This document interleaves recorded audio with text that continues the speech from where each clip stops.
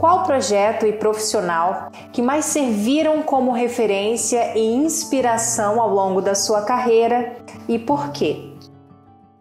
Eu tive muita relação com arquitetura desde pequena. A minha avó, apesar de não ser arquiteta, era uma pessoa que foi muito importante para mim. A casa dela, para mim, era uma referência, porque era uma casa que não era casa de vó padrão, né? Não tinha cortina de tecido, já era persiana, não, era só laje reta, enfim, foi uma casa muito importante para mim. E a minha tia trabalhou com o Zanini Caldas muitos anos. Eu me lembro quando o Zanini estava fazendo o projeto da casa dos meus pais, eu queria ficar brincando com a maquete de boneca, assim, não, me dá maquete, que eu quero brincar com a boneca, não sei o quê. Para mim foram duas referências muito importantes, assim, desde muito pequena. E eu lembro que quando meus pais estavam construindo a casa, eu falei que eu queria fazer arquitetura. Eu sou de uma família de engenheiros, na verdade, mas aí eu falei que eu queria fazer arquitetura também. Às vezes tem referências que você vai buscar tão longe, né, que são tão importantes e às vezes estão tão aqui pertinho, assim. Para mim foram duas referências muito importantes.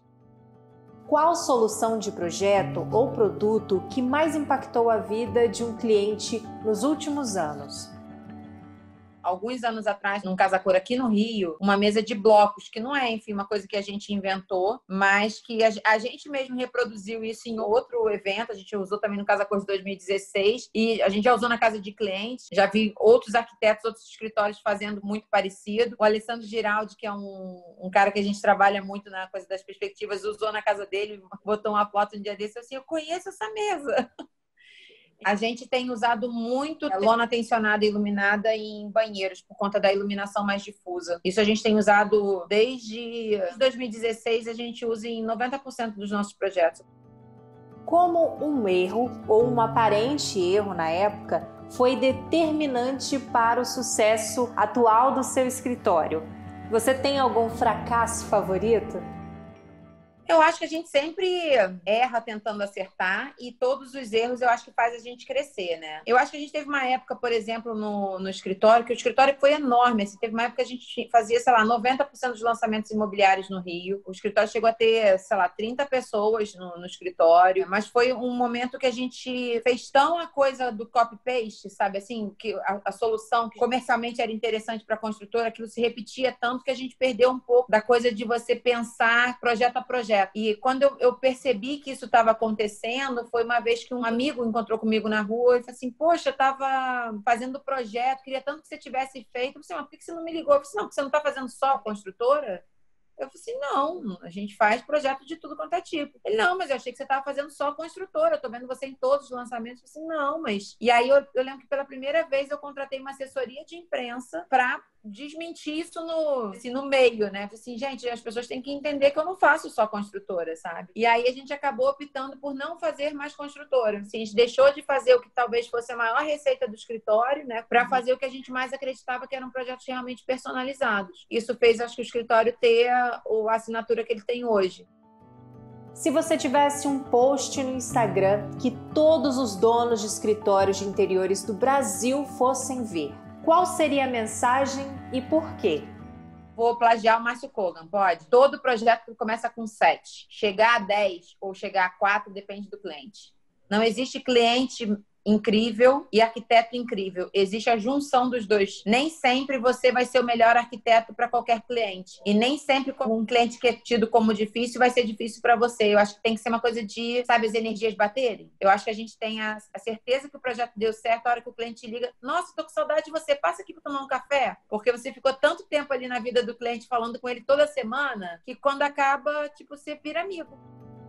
Qual foi um dos melhores investimentos que você já fez na sua carreira? Eu não acho que seja na minha carreira, eu acho que é na carreira de qualquer arquiteto. Eu acho que é viajar. E o mundo hoje é todo muito conectado, você consegue estar em tudo quanto é lugar, mas você vivenciar a experiência, o local, você conhecer outras culturas, te faz ter um repertório tão mais vasto, tão mais incrível, que às vezes um tecido te dá, uma estampa te dá um insight para um projeto, um restaurante que você foi te dá uma solução para um quarto de casal, e isso você só ganha com repertório. A gente tem que ter um grande HD. Eu brinco que assim, eu já tenho alguns HDs externos, sabe? Nem tudo já gravo, eu não consigo mais gravar na cabeça. Eu acho que isso também faz a gente depender de ter uma equipe muito legal, que eu acho que é um segundo segundo investimento muito importante, a sua equipe. Você tem que ter pessoas que acreditem na mesma coisa que você. E se não acreditam, também tudo certo. Se você separar, seguir outros caminhos, eu acho que é importante a gente fazer enquanto está feliz. Eu sempre brinco lá no escritório que para entrar no escritório tem que deixar os defeitos do lado de fora e entrar só com as qualidades. Porque aí sim a gente forma um time forte. Você tem algum hábito muito particular na hora de desenvolver seu trabalho ou algum produto absurdo que só você gosta de colocar em projetos? Eu faço tudo muito junto, sabe? Assim, eu desenho muito à mão. Eu gosto de desenhar à mão. Eu não consigo começar a projetar no computador. Aliás, eu tenho uma dificuldade terrível em desenhar no computador. Não que eu não saiba, mas eu acho que fica muito engessado. Mas é engraçado que, assim, as pessoas que trabalham comigo já há algum tempo já me conhecem. A gente tá fazendo a reunião, já deixei tudo lá desenhado, né? Tudo rabiscado. Aí, às vezes, a pessoa vai pegar o desenho. Posso pegar rapidinho para tirar uma xerox? Já te devolvo. Porque tem um monte de coisa anotada naquele mesmo desenho. É um desenho em cima de outro desenho, aí tem um detalhe de um outro projeto, tem um telefone anotado de um cliente. É meio caótico o meu desenho, assim, num primeiro momento. É engraçado isso. Nos últimos 5 anos, qual novo aprendizado, comportamento ou hábito melhorou de maneira mais clara a sua vida profissional?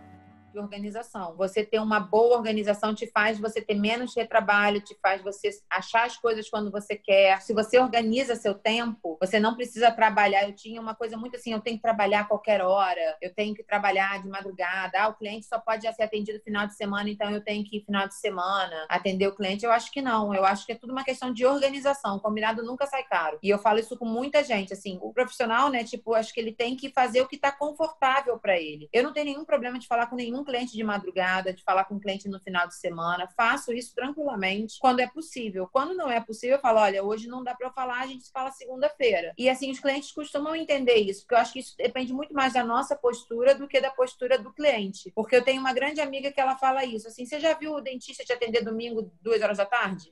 Não existe. Você organiza seu dia para ir lá no dentista no primeiro horário da segunda-feira ou no último horário da sexta, mas se organiza dentro de um horário comercial. Então, não existe isso do arquiteto ter que ser, né, sempre atender o cliente no final de semana. Eventualmente, pode ser que aconteça. Então, assim, isso foi uma coisa que eu demorei a entender. Eu me sentia culpada, eu não desligava o telefone. Tocava o telefone, eu já respondia. Isso foi uma coisa que a organização me fez ficar um pouco mais tranquila com relação a isso. Às vezes, eu tenho um amigos falam assim, nossa, mas você deixa o telefone ligado, você consegue dormir? Eu falo assim, super consigo. Pode ir lá o negócio ficar apitando, eu não tô a fim de atender, eu não atendo, eu atendo amanhã. Eu acho que isso é uma coisa que a gente aprende, a gente vai ficando mais maduro, a gente vai aprendendo um pouco mais, né? Qual conselho você daria para um jovem profissional de interiores que está prestes a abrir o próprio escritório?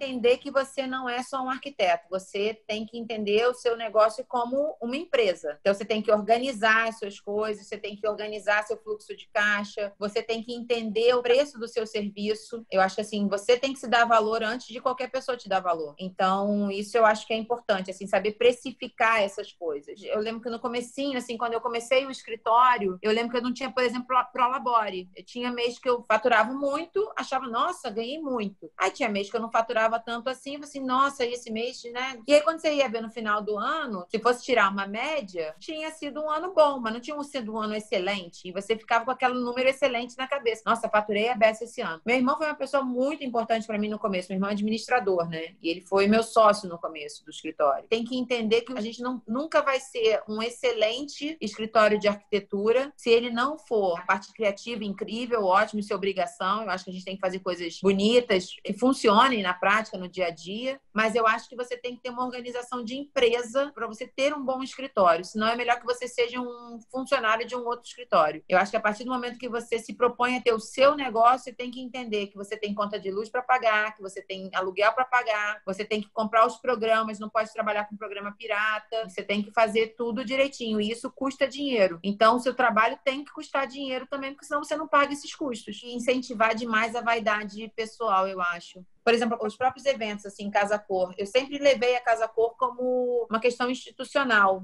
Eu adoraria fazer Casa Cor todo ano? Não, eu não sei se eu gostaria de fazer Casa Cor todo ano, porque, para mim, eu me cobro tanto que eu não sei se eu teria inteligência emocional para lidar com essa pressão todo ano da mesma maneira, entendeu? Então, assim, no começo a gente até estipulou fazer Casa Cor a cada 2 anos. Quando a gente foi para São Paulo, a gente se propôs a fazer 3 anos seguidos. Mas, assim, o meu ideal de Casa Cor é de 2 em 2 anos. Eu acho que você consegue fazer fazer uma coisa incrível que as pessoas não esqueçam e no ano seguinte sintam um pouquinho da sua falta, no outro ano que talvez você começasse a ficar esquecido, as pessoas ainda lembram de você. E aí eu acho que assim, você vai ouvir sempre, tipo, não, você tem que sair, você tem que aparecer, você tem que fotografar, você tem que ir nos eventos. Não, você não tem que ir isso tudo. Não adianta você ser um arquiteto super famoso na mídia e isso não se concretizar no seu portfólio de clientes. Quais são as principais desvalorizações que você recebe na sua profissão? Muita coisa que a gente faz que a gente não cobra, né? Tipo, você pode me dar uma dica? Posso. Quantas vezes eu já escutei isso, assim, me manda no WhatsApp, você pode me dar uma dica? É o que eu falo, assim, a gente pode dar uma dica, não tem problema nenhum, numa mesa de bar. Agora, a partir do momento que você me liga, vai lá no escritório, então, né? Tipo, já aconteceu, assim, isso algumas vezes, assim, foi engraçado. Teve um caso que pra mim é um case, assim, a gente fez um projeto de Casa Cor em 2012, que foi super legal, era super bem resolvidinho, assim, era um estúdio de 17 metros quadrados, mas tinha tudo. Aí eu recebi uma ligação uma vez no escritório, uma pessoa interessada no projeto, eu gostei muito do projeto de vocês, queria saber se você pode me mandar o projeto. Eu falei, não, mas eu não entendi, como assim? Não, o projeto Casa Cor, eu quero igualzinho. Eu falei, não, tá, então me dá seus dados, que a gente manda a proposta. Não, me manda o projeto, já tá pronto, né? Só você me mandar o projeto. Não, não dá. Você, na verdade, se você quiser, você vai lá, com a sua fita métrica, com o seu caderninho, você mede tudo, desenha e não me deixa ver. Aí você pode fazer. Agora, eu te mandar o projeto realmente não tem como, eu vivo disso. Eu não faço isso de hobby. Eu acho que existe muito, até para a percepção mesmo das coisas, a gente às vezes acha caro e barato coisas que não necessariamente são caras ou baratas, né? Às vezes um cliente vira e fala assim, nossa, que absurdo o preço dessa cama, por exemplo. Eu já escutei isso, né? Não, absurdo é você ir para fora, fazer, sei lá, 5, 6 viagens internacionais no ano de executivo, você não viaja de econômica, e você achar que uma cama de 20 mil é cara. É só fazer conta. Essa cama vai durar, sei lá, 10, 20 anos para você. A executiva você paga, você voa 12 horas. Às vezes o caro e o barato é muito relativo. Depende do que para você é prioridade. Quando você se sente sobrecarregado ou desfocado, ou sente que está procrastinando, o que faz? Vou dar uma desanuviada, assim, sabe? Tipo, levanto, desligo o computador, saio, vou dar uma volta. Acho que você tem que desligar. Isso eu aprendi, né? Eu tive um professor que ele falava que a gente tinha que corrigir o desenho, a segunda correção, a correção final, você tinha que corrigir de cabeça para baixo, para você ter uma outra perspectiva da coisa. Porque senão você fica corrigindo, você já fica com o olho viciado. Eu acho que é um pouco isso. Chega uma hora que quando você não tá mais produzindo, o cara fecha, joga fora, sabe? O projeto não tá saindo, tira aquele projeto da frente, vai para outro, de repente vem um insight e resolve, entendeu? Na sua jornada profissional, você melhorou a sua capacidade de dizer não?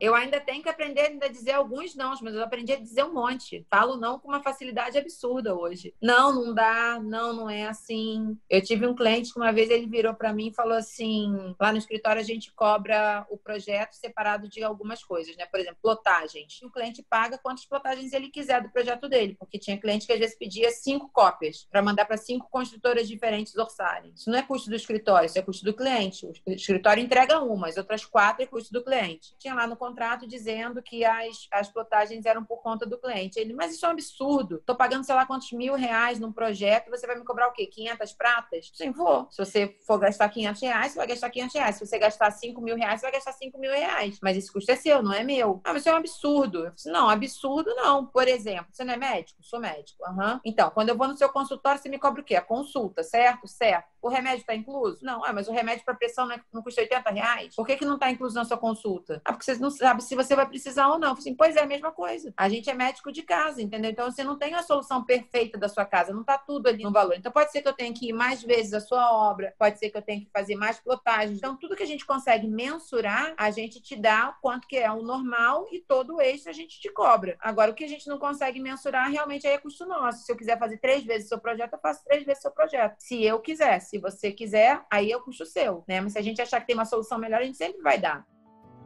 Durante a graduação, qual trabalho você mais gostou de fazer? Se você pudesse fazer o seu projeto final do curso amanhã, você mudaria alguma coisa?